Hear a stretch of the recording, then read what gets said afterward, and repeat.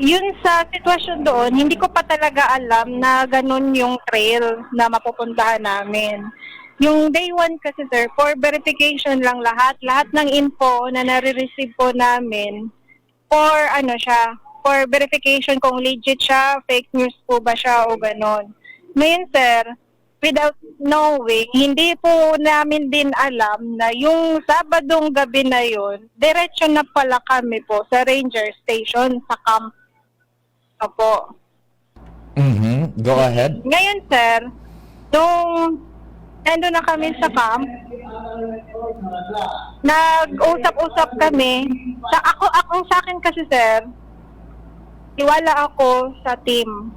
Yung team po sir, nakasama ako sa BFP-SRF na headed by Sir Erwin Tongko. Tiwala ako sir sa grupo. Kaya sir, ako kahit babae, meron akong pinagkukunan ding lakas. Yung team ko po. Kasi kami sir, hindi kami nagpapabaya ng kada isa't isa. Tapos yung kamalig personnel din po sa operation, kasama din po namin sila. Yung day 1 namin sir, yun yung hanggang radar station kami. Yung day 2, nag-akyat po kami kasama yung mga local.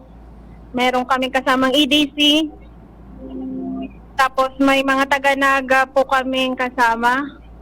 May PNP, may Army, iba-ibang agency po sir yung kasama namin. Nag-akyat kami sir ng Dalipay Gali. Tapos sir, doon sa Dalipay Gali, sa taas noon, hindi pa kasi sir namin nakikita yung pinaka-dulo noon. Pero sir, dito sa bandang Gugon, nakakupicture kami sa mayon, meron doong white.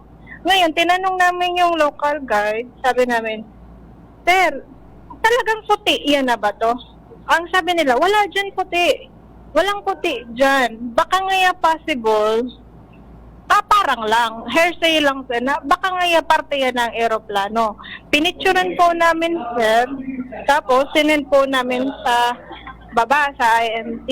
Ngayon sir, si Sir Hurley Barrios po, nagpa-request din po sa AGC na for verification yung nakita. Ngayon sir, may napinalipad silang drone, tapos chopper, pangatlong attempt ng chopper, nagsabi sir na positive. So ngayon sir, kami po, baba na kami, kasi wait na kami sa another instruction po nila. Kasi hindi pa kami pina-engage sir, kasi hindi pa po alam kung ano yung possible mangyari sa taas. Kasi further information or mga plano sir, sa IMT na po nanggaling yon.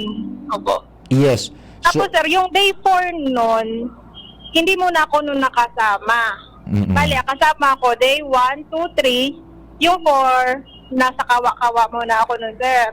Kasi akala ko nga po, recall na ako kasi duty ko na po. Ngayon sir, nung day 5, nag-volunteer talaga ako mismo kay Sir Santiago. Nakiusap ako kung, sir, pwede po ba akong sumama ulit? Kaya thankful ako kay Sir Santiago po, ang aming Chief SRF.